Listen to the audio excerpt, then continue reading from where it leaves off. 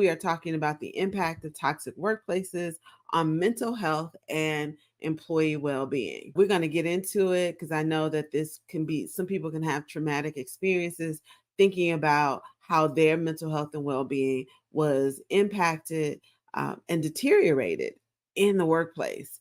And just saying that just kind of almost breaks my heart, because I am an advocate of people and their well-being. And the thing that bothers me the most in the work that we do is when I have to listen to stories from employees who have thought they found the ideal company. They get an opportunity to do work that they are passionate about and that they're skilled at, but they work in a culture or they work for a leader who is toxic, who every day comes in and it feels like their goal is to break people down. But today, our conversation about the impact of toxic workplaces on mental health and well-being, I hope it resonates with all of you. No matter if you're a leader striving to create a healthy work environment or you're on a team navigating the challenges of the modern workplace, we know that work-related stress and toxicity in workplaces are related but distinct concepts. And so I'm going to break those down as well. Like, what's the difference between work-related stress and a toxic environment? Because they are different. So work-related stress refers to the physical, emotional, and psychological strains that employees may experience because of their job duties, workload, or work-related factors. For example, I came out of public accounting. There were many times throughout the year that we call busy season, when we were completely focused on client deliverables. We had deadlines that were often regulated by the government, right? So we had things that we had to get done by a certain time, and documents had to be filed or reported. So no matter if you were a tax professional or an auditor or any other place within the organization. So we call that busy season. And that created work-related stress, right? We had deadlines we had to meet, we had clients we had to satisfy, and a lot of times you were not permitted to take vacation. So there were 8, 9, 12 weeks that you were completely focused on the work. Excuse me, I was on a flight this morning, so I'm still a little dry.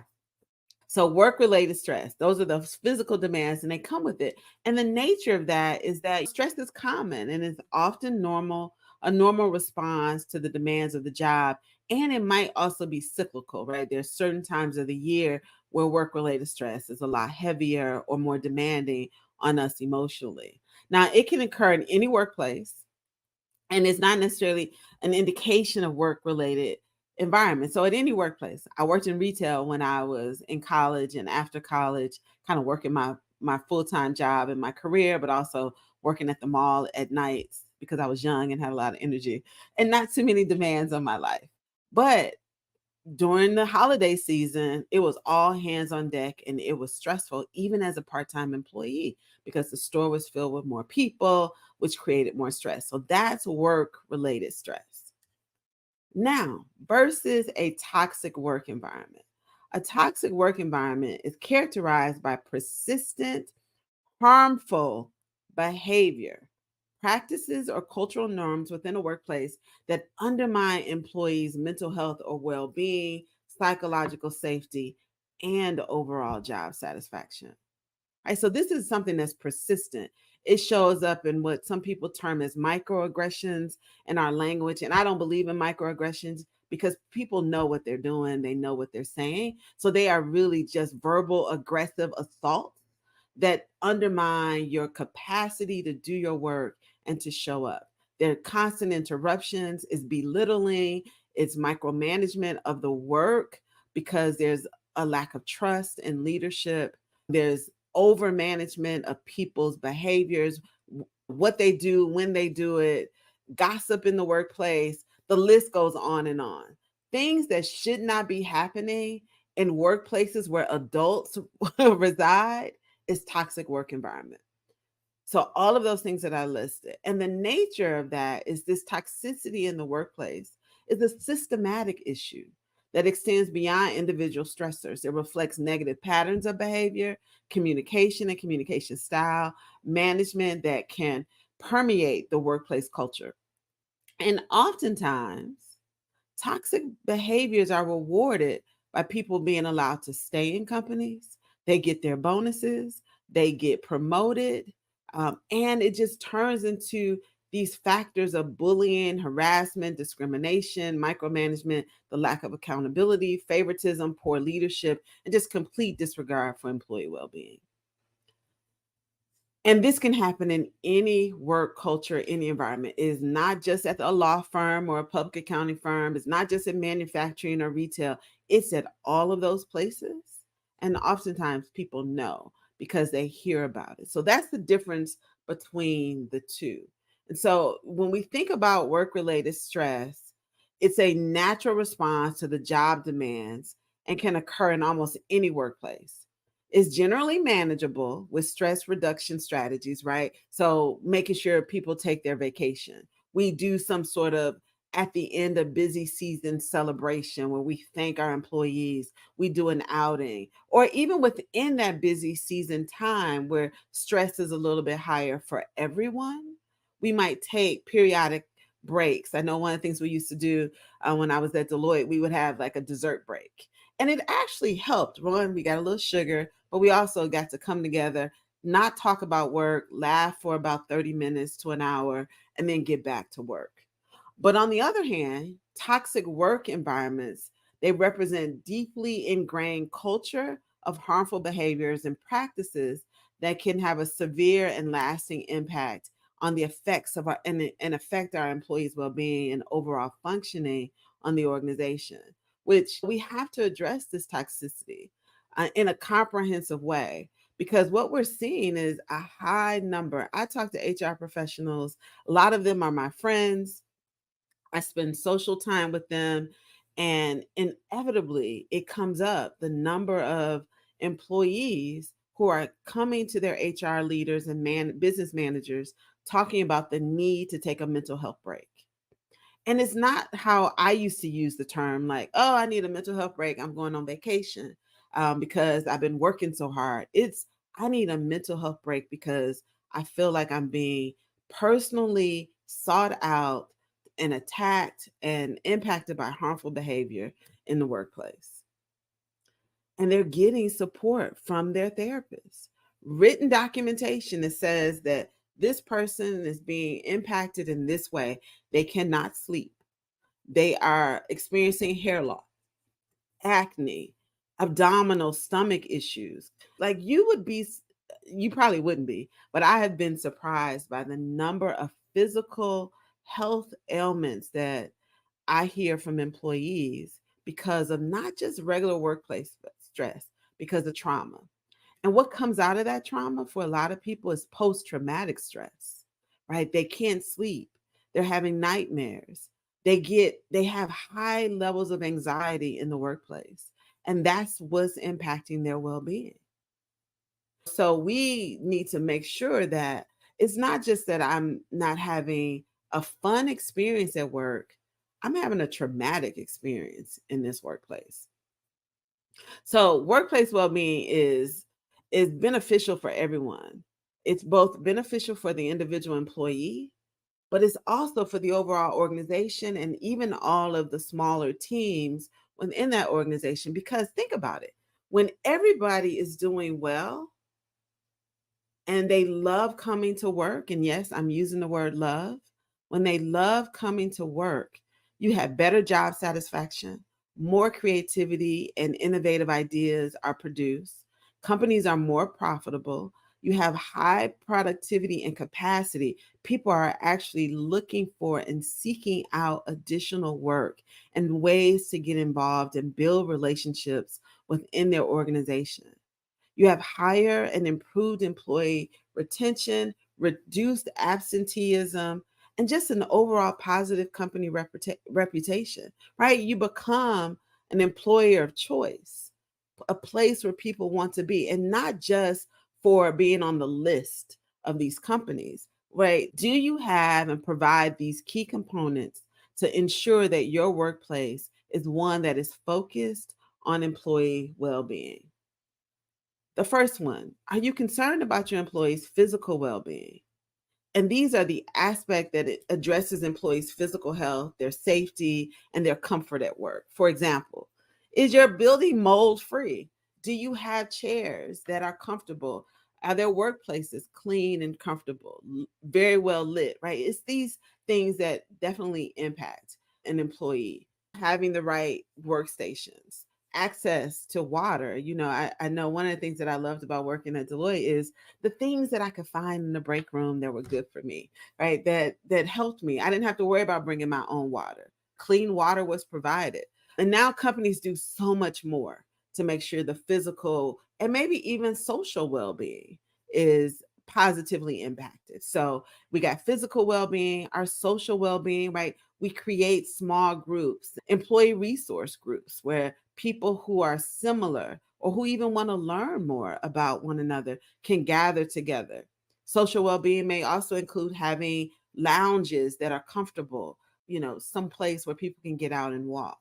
Those things are important. Another component of having a workplace that's focused on well-being is having mental and emotional well-being programming.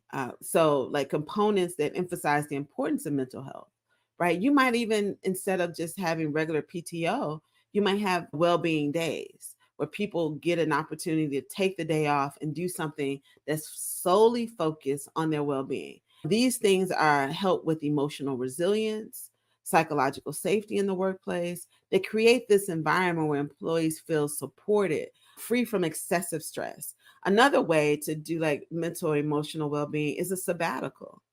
Oftentimes, companies wait until employees have worked there 15 years or 20 years and they get a 30-day sabbatical, or they get a big promotion like to partner or some chief or senior executive role, and they get an opportunity to take a sabbatical. Promoting health, right? Bringing in medical professionals to help with wellness programs, health screenings, access to healthcare services. I'm talking about food and diet and exercise. That's another way to create well being in the workplace. Cultural and organizational alignment, right? People can align their values around their community and service and even individually and it's a cultural fit and alignment with this company. And then finally, community and social responsibility. Employees who work for companies that are engaged in serving their communities and even serving both the immediate community where the company is, but also other causes that are important to them, have a higher sense of mental health and well being among their employees. They are not just doing the head work of providing technical work to you and your clients, but they get a chance to serve together. Again, when I was at Deloitte and even at other companies that I was with, we used to do a community impact day. It was something that I really loved about working in Atlanta in January during the Martin Luther King weekend. All companies, so many companies would. It was a day of service, and it was such a great opportunity, one, to be able to give back to the community collectively with people I spent the most time with, my employees and my coworkers and colleagues. But we got to do projects that were meaningful to us in areas that meant a lot to us, that we thought we could make an immediate impact, and also where we thought it was important for people to see young professionals out in the community taking time away from work. And so those are some of those components. And I'll go through this list again really quickly. So, some key components of workplace well being should include physical well being, social well being, mental and emotional well being, work life balance.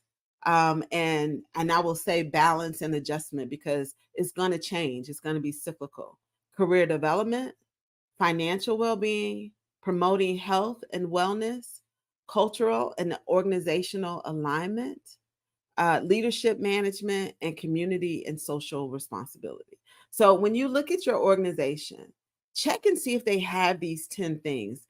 Do they make these 10 things available for you?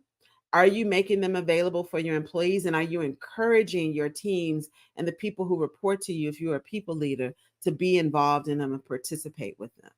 And walk around and check in your staff meetings. Ask people, how much training have you done this year that's training that is important to you? Are you involved in some of our leadership programs? Are you taking time off to focus on your well being? Those things are really, really important. So, toxic workplaces can have a profound and detrimental impact on employees' mental health and overall well being. And I'm going to keep saying that. And we know that is true because toxicity is a virus. It is a virus that I am on a mission to getting rid of. And so, what I want to talk about a little bit now is how do we identify when the workplace is toxic and how it's having an impact on the employee's well-being? The first thing you're going to recognize is increased stress and anxiety. Are people on edge? Right? Constant stress and uncertainty at work, right? When you feel like you're working for a leader who is not clear about their expectations, who is not transparent about the direction that the company is going in, when you find out people are being laid off but there's no explanation around it, constant fear of being criticized, constant conflict, and not healthy conflict, because healthy conflict is important, and we're going to talk about that in an upcoming episode of the Untoxic Boss. But just conflict for no reason, right? Conflict that's not producing anything that's meaningful or new ideas, and just overall mistreatment. I was reading the article about an interview that Rosalind Brewer, who has recently stepped down after 3 years with Walgreens. And one of the things that she talked about, and a lot of women, and particularly women of color, and even more specifically, Black women in leadership, complain about is isolation. Their experience with feeling isolated at work, their experience in being stressed and having anxiety because they believe that systematically that they cannot even make mistakes at work, right? They don't have room to learn from a mistake because they're not permitted to or allowed to make a mistake. And I hear this a lot when we're coaching women, and even when I have an opportunity to coach Black women in leadership, and they're at the senior levels in their organizations, and they talk about not being able to open up and the stress and the anxiety that puts on them. Right? They don't feel safe. They feel isolated. They don't believe that they have an opportunity to even make a mistake, and they have to constantly prove and reprove and demonstrate and show evidence of their competency. And that creates increased stress and anxiety. And I'm sure some of you have experienced that. And if you have, just put an amen in the chat window, right? If that has been your experience, if you feel comfortable sharing that, share that, because I don't think people really understand the pressure that increased stress and anxiety brings when you are the only.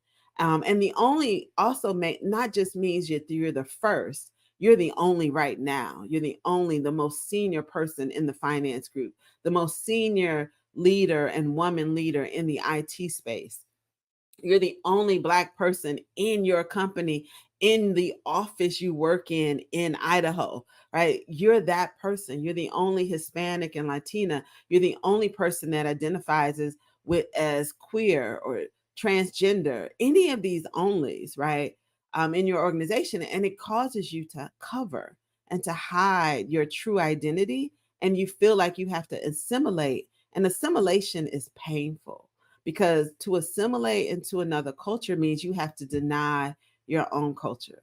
And so this increased stress and anxiety is something that actually can kill you. People have had heart attacks, they've had aneurysms. The amount of stress that this has on you is detrimental to your health and well-being. And we do not want that, right? It's a negative impact on mental health. And things that occur for people at work is depression, anxiety again, and not just I feel anxious about the future. I am anxious now because I don't know what landmines I'm going to step on. We have post-traumatic stress disorder because of persistent stressors and negative experiences at work. And then burnout. Burnout can occur because of just regular work related stress, right? We've been working too many hours. We've been grinding, hustling for that next promotion, trying to demonstrate our readiness. That's a form of burnout. But toxic work cultures can contribute to burnout characterized by emotional exhaustion, depression, reduced sense of personal accomplishment or achievement. Burnout can result in physical and mental health issues as well. And we see it, right? People don't want to get out of bed because they're, and which is a form of depression. They don't want to get on the call. They want to be in Zoom. They don't want to participate in meetings, in team events, or maybe even after work social events because they're burnt out and they're tired of being with you. Low morale and motivation is another one. uh, Constant exposure to toxic behaviors can erode an employee's morale and their motivation, right? If every time I talk to you, you have something negative to say about me and others, or maybe even the company, it's going to impact my morale, even if I don't share your thoughts or ideas or your position, right? If I have a completely different point of view, you'll eventually start to wear down my point of view if I have to interact with you regularly. And we see this in poor performance and increased turnover. I think, the bottom line to how this really impacts employees' mental health and well-being, it comes out in performance. People don't want to do what they have studied to do, what they've committed their time and their resources to learn, and they just don't want to go to work. And it impacts not only their work life, it starts to impact their personal life. And so when they come home, they don't, they have low engagement with their families and their friends, and they feel isolated, alienated, and they have this inhibition to do work. And a lot of this shows up even with high performers. Earlier this week, I was working with a young woman, and she's a senior leader in her organization, in her finance organization, and she has a huge responsibility. And she's proven herself that she's ready. Her company has complete trust in her ability. They've, even within a short period of time of her working there, she has been given broader span of control in the finance organization, and she has significant influence, and she's excited about her role. And while we were talking, she was sharing with me some of the things that she does to make sure she's smart and ready, and some things that she started to share. And I asked her, I said, "Hey, when did you develop this point of view about how you have to show up as a leader and to demonstrate your readiness?" And she paused for a moment and she started to think, and it came back to her very quickly. There was a moment where she worked with a leader, and because of her past experiences, being a 4.0 student in accounting, passing the CPA exam, working at a big four public accounting firm, her boss would tell her, "Oh, you don't need help. You're smart enough. You can figure this out." Right. So she never felt as if she had a safe place to go because he would always remind her how smart she was, but he would sit in the cubicle next to hers and talk to her colleagues and ask, "Hey, how can I help you? What do you need? Do you need some work?" Even spend social time with them, joking and talking. Now, you might not initially label that as toxic, but that is a toxic leader, right? For someone to tell you that you're smart enough and you don't need my support, my mentoring, my development, and I am your manager, right? You hired me because I was qualified, but then you turn on me and you use it against me and choose not to develop me. So then she's had to feel like she's had to prove herself over and over again that I am smart enough. I'm worthy to be here because I'm smart. So I'm working harder, longer, constantly trying to figure out things on my own, no one to collaborate with me. That impacted her well being. It created a post traumatic response in every role she's had since then, even though she is smart enough to do it. And she is just now at a place where, one, she's recognized the impact it has had on her, both professionally and personally, and in her point of view of, and even on how she's led other people, right? She might be overcompensating and how she helps develop others that she hires because of what she didn't get younger in her career that she really needed, and she feels like that has she's missed out on. And so it's those sorts of things that happen in organizations that cause people to be burned out, stressed out, and leave your organization. So I just want you, excuse me, excuse me. I just want you to consider that. One, I want you to think about, how did you become the person that you are at work? And I don't want that to create undue stress or trauma for you to revisit that. But I want you to think about how that's showing up for you. And then I also want you to make sure that you're not living from a past traumatic experience from a toxic boss.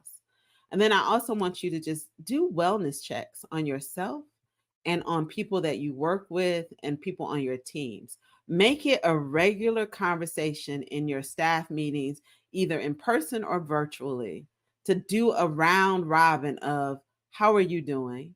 Are you getting what you need? Do you have an experience here? Are you getting the physical, the social, the mental, all the things that I listed earlier? Are you getting enough of that so that you can produce your best work?